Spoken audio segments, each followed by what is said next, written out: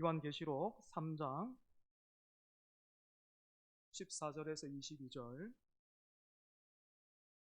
귀 있는 자는 성령이 교회들에게 하시는 말씀을 들을지어다 하신 주님께서 오늘도 우리에게 말씀하십니다.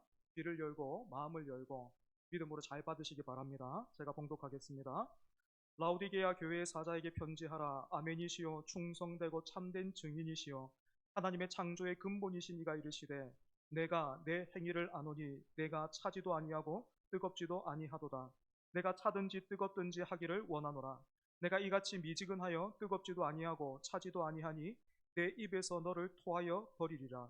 네가 말하기를 나는 부자라 부요하여 부족한 것이 없다 하나 내 공고한 것과 가련한 것과 가난한 것과 눈먼 것과 벌거벗은 것을 알지 못하는도다. 내가 너를 권하노니 내게서 불로 연단한 금을 사서 부요하게 하고 흰옷을 사서 입어 벌거벗은 수치를 보이지 않게 하고 안약을 사서 눈에 발라 보게 하라. 물은 내가 사랑하는 자를 책망하여 징계하노니 그러므로 내가 열심을 내라 회개하라.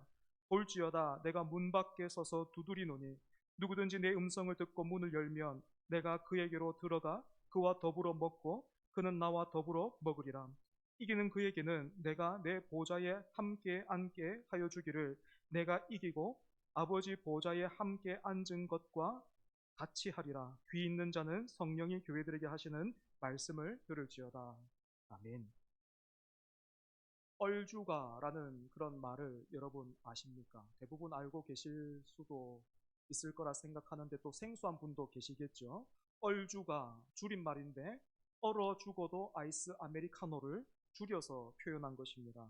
최근 기사를 보니까 지금이 한겨울임에도 불구하고 스타벅스에서 판매되고 있는 커피 중에 거의 뭐 46% 정도인가 정도 되는 그 양이 지금도 아이스라고 해요.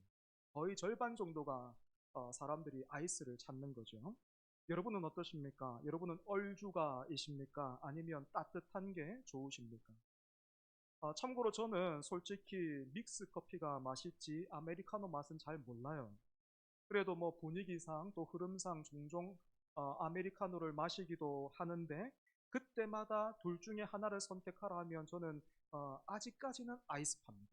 아직까지는 아이스파이기는 한데 커피를 이렇게 모르는 저도 아이스 커피에 얼음이 다 녹아버린다든지 아니면 뜨거운 커피가 식어버리면 거기에는 손이 잘 안 가지더라고요. 이건 저뿐만이 아니라 여러분도 마찬가지일 거라 생각을 합니다. 그런데 이렇게 미지근한 커피 같은 교회가 바로 오늘 살펴보게 될 라오디게아 교회입니다. 라오디게아 교회는 소아시아 7교회 중에서 주님으로부터 가장 강한 책망을 받은 그런 교회지요. 주님으로부터 이 교회가 어떤 책망 받았습니까? 본문 15절에서 16절 여러분 한번 보십시오. 15절에서 16절 함께 읽습니다. 시작. 내가 내 행위를 아노니 내가 차지도 아니하고 뜨겁지도 아니하도다. 내가 차든지 뜨겁든지 하기를 원하노라. 내가 이같이 미지근하여 뜨겁지도 아니하고 차지도 아니하니 내 입에서 너를 토하여 버리리라. 아멘.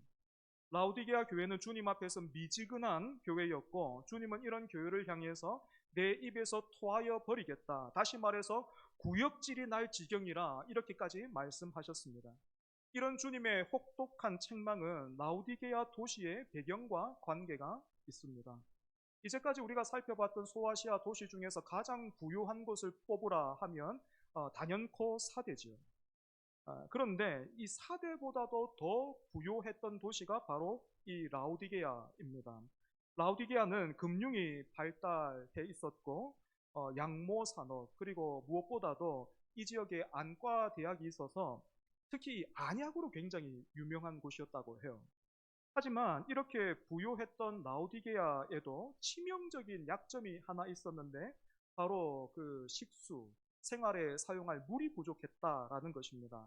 그래서 라오디게아는 각각 대략 10km 정도 떨어져 있는 주변 도시 중에서 히에라볼리라는 도시에서는 뜨거운 온천수를 끌어왔고 또 골로새에서는 지하수를 끌어왔습니다. 하지만 뜨거웠던 온천수도 또 시원했던 지하수도 라오디게아까지 오면 모두 미지근해져 버리는 거예요. 때문에 기록에 따르면 석회질이 섞여 있고 미지근했던 라오디게아의 물맛은 사람들로 하여금 구토를 일으킬만 했다. 그렇게 되어 있습니다. 이런 배경 아래에서 다시 한번 네가 차든지 뜨겁든지 하라 하신 이 주님의 책망을 다시 우리가 생각해 본다면 이 말은 믿으려면 확실하게 믿어야지 어설프게 할 것 같으면 아예 믿으려고도 하지 말고 또 믿는다고도 말하지 말라 이런 뜻이 아니다라는 것을 알 수 있죠. 히에라볼리의 뜨거운 온천수는 몸과 마음이 지친 사람을 위로하고 치료해 줍니다. 또 골로새에서 솟아나는 이 시원한 지하수도 어떻습니까? 역시 지친 사람의 몸과 마음을 시원하게 만들어 주지요. 때문에 주님이 말씀하신 뜨겁거나 차가운 것은 좋고 나쁜 것이 아니라 둘 다 좋은 상태를 가리키는 거예요. 뜨겁고 차갑고. 하지만 지금 라오디게아 교회는 도시의 물맛처럼 미지근해져 버렸습니다. 그렇다면 여러분, 이렇게 미지근해져 버린 교회와 신자의 모습은 구체적으로 어떻겠습니까? 그 모습이 어떻게 드러날까요? 어떤 상태를 가리켜서 미지근하다 그렇게 말할 수 있을까요? 라오디게아 교회를 향해 편지하신 주님의 모습을 통해서 우리는 오늘 우리 자신을 한번 또 우리 교회를 한번 점검해 볼 수 있기를 바랍니다. 여러분 14절 말씀 다 같이 읽겠습니다. 오늘 보면 14절입니다. 시작. 라오디게아 교회의 사자에게 편지하라. 아멘이시요 충성되고 참된 증인이시요 하나님의 창조의 근본이신 이가 이르시되. 라오디게아 교회를 향해서 우리 주님은 먼저 아멘이신 분으로 편지하셨습니다.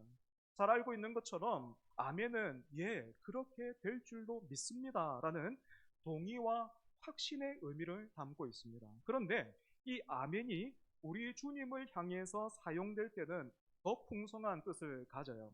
이사야 65장 16절에서 17절 우리 화면을 한번 참고해서 역시 같이 한번 읽어볼까요? 시작.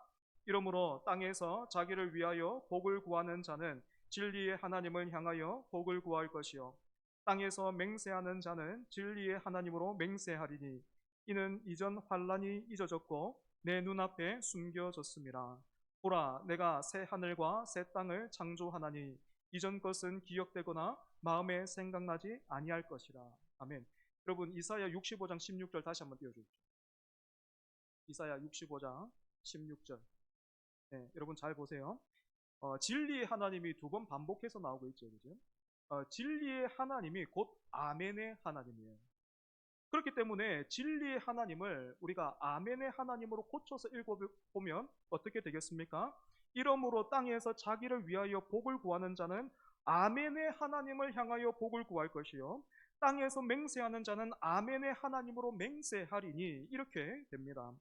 그래서 우리가 아멘의 하나님을 향하여 복을 구하고 아멘의 하나님을 붙들고 살아가면 아멘의 하나님은 우리 안에서부터 새 창조를 이루어 가시고 또 우리 모임, 이 교회를 통해서 이 땅 가운데 새 창조를 이루어 가십니다. 때문에 여러분, 주님이 이처럼 새 창조를 이루어 가시는 아멘의 하나님이시기에 그래서 우리 안에 또 우리 각자 그 삶 속에서 새로운 어떤 변화와 창조를 이루어 가시는 그런 분이시기에 주님의 몸된 교회와 주님을 따르는 사람들은 비록 당장에 눈에 보이는 어떤 성장과 변화, 그러니까 드라마틱한 어떤 그런 변화는 없다 할지라도 우리 머리카락이 자라는 것처럼 매 순간 주님을 향해서 하나님 나라의 백성답게 자라고 계속해서 변화되어가는 사람이어야만 합니다. 그런데 미지근한 교회, 미지근한 신자에게는 이런 변화와 성장이 없는 거예요. 저는 종종 설교 준비가 벅차고 또 급해질 때마다 기대하는 마음으로 예전에 제가 설교했던 그 원고들은 찾아봐요. 제가 그래도 부교육자부터 참 감사하게도 힘들긴 했는데 설교를 참 많이 할 수 있어서 원고들이 꽤 많습니다. 거기에 좀 쓸만한 것 없나 다시 한번 그 햇반처럼 데펴서 데워서 여러분 데워서 이렇게 쓸만한 것 없나 찾아보는데 그때마다 너무너무 실망스러워요. 다시 꺼내올 만한 원고가 채 10%가 안 돼요. 원고 보면서 아니 이걸 설교라고 했나 이런 생각이 들어서 주님 앞에서 그리고 또 교회 앞에서 죄송한 마음이 들 때가 한두 번이 아니에요. 하지만 동시에 감사하는 마음도 생기더라고요. 여러분, 제가 예전에 했던 그 설교 원고에 만족한다면 10개를 보면 10개가 다 만족스러운 거예요. 우와, 대단하다.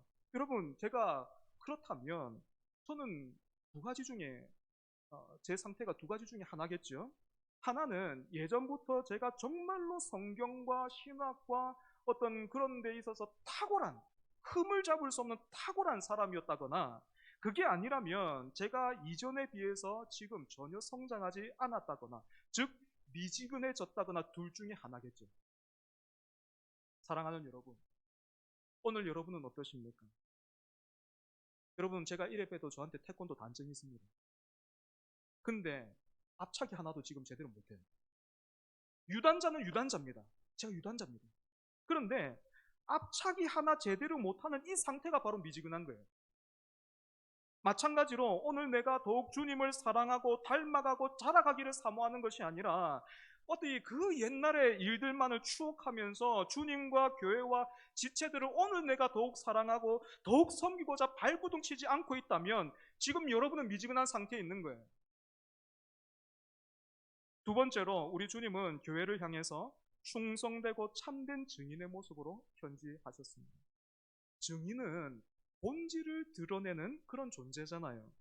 우리 주님은 사람의 몸으로 오셔서 십자가에서 죽으시기까지 끝까지 아버지 하나님께 충성하심으로 아버지의 참되심과 영광을 드러내셨어요. 하지만 미지근한 교회와 신자의 삶에는 이런 충성을 찾아볼 수 없습니다. 오병이어의 기적을 통해서 주님이 주신 떡을 맛본 사람들이 주님을 왕으로 삼으려고 모여들었던 것처럼 주님의 덕을 보려고 하는 사람들은 있어도 주님께 충성을 다하지는 않는 거예요. 사랑하는 여러분, 너무나도 두려운 것은요, 지금 이 시대가 그리고 또 교회가 여러분 어떤 상황이 있는지 아십니까? 너무나도 두려운 상황에 있는데 오늘날 교회와 성도들의 삶 속에서요, 사랑과 함께 이 충성이 급격하게 사라지고 있습니다. 순종이나 충성은 저처럼 교회에서 월급을 받고 돈을 받고 일하는 사람들에게나 해당되는 것이, 우리는 그렇게까지 할 이유가 없는 사람이다라고 말하고 생각하는 사람들이 교회 안에서 늘어나고 있어요. 여러분, 절대로 그렇지 않습니다. 순종과 충성은 저 같은 목사만 하는 게 아니에요. 왜냐하면 여러분은 지금 천국행 크루즈를 타고 있는 것이 아니라 구조선에 올라탄 사람들이기 때문에 그렇습니다. 교회는 단순한 주말 모임이나 친목 단체가 아니라 죄로 인해서 기울어진 이 세상에서 하나님께서 내어주신, 하나님께서 허락하신 유일한 대안이에요. 우리가 대안이라고요. 여러분이 대안이라고요. 사도행전 20장 28절을 보면 하나님은 교회를 가리켜서 자기 피로 사신 교회라고 말씀하고 있습니다. 하나님이 피값 주고 사신 이 교회를 여러분 우리가 어떻게 세워가야 되겠습니까? 예수님이, 또 예수님의 제자 사도들이 주님의 몸된 교회를 어떻게 세우고 어떻게 섬겼습니까? 충성해야 합니다. 충성해야 합니다. 제가 교회를 섬기면서 목회를 여기까지 배워오면서 직접 몸으로 부딪혀서 깨달은 게 하나 있어요. 여러분, 충성은요, 내가 할 만하고 하고 싶고 할 수 있는 만큼 그만큼 하는 게 아니에요. 내가 선을 그어놓고 나는 여기까지 할 거예요. 여러분, 그게 충성이 아니더라고요. 매번 내 한계를 넘어서는 거예요. 매번 내 한계를 넘어서는 거예요. 그래서 포기하고 싶을 때가 한두 번이 아니고 도망가고 싶고 막 죽을 것 같은데, 그래서 하나님 좀 제발 다른 길을 좀 알려달라고 그렇게 기도할 때도 있는데, 그래도 하나님이 하겠다 하시면, 주님이 하겠다 하시면, 또 주님이 하라 하시면 예 주님 하면서 내 자리를 지키고 감당하는 게 충성. 하지만 미지근한 교회와 신자의 삶에서는 이런 충성을 찾아볼 수 없는 거예요. 믿는다고는 하지만 그 믿음이 하나님의 영광이 아니라 내 자신의 유익과 영광을 향해 있기 때문입니다. 세 번째로, 우리 주님은 하나님의 창조의 근본이신 분으로 교회를 향해서 편지하셨습니다. 주님이 하나님의 창조의 근본이시다라는 말은 우리 주님이 죽으시고 부활하셨으며 또 처음과 나중에 되시는 분으로 말씀으로 세상을 창조하신 그 일을 바탕으로 해서 역시 새 창조를 이루어 가시는 분이시다라는 그런 의미를 가지고 있습니다. 여러분, 이처럼 라오디게아 교회를 향해서 편지하신 주님의 모습이 의미하고 있는 바가 뭐예요? 교회가 본질을 벗어났다. 교회가 본질을 벗어나서 미지근해져 버렸다라는 것입니다. 그렇다면 여러분, 라오디게아 교회가 이렇게 본질을 벗어나서 미지근해져 버린 이유가 무엇입니까? 그 이유가 17절에 있습니다. 여러분 17절 함께 읽어보겠습니다. 본문 17절입니다. 시작.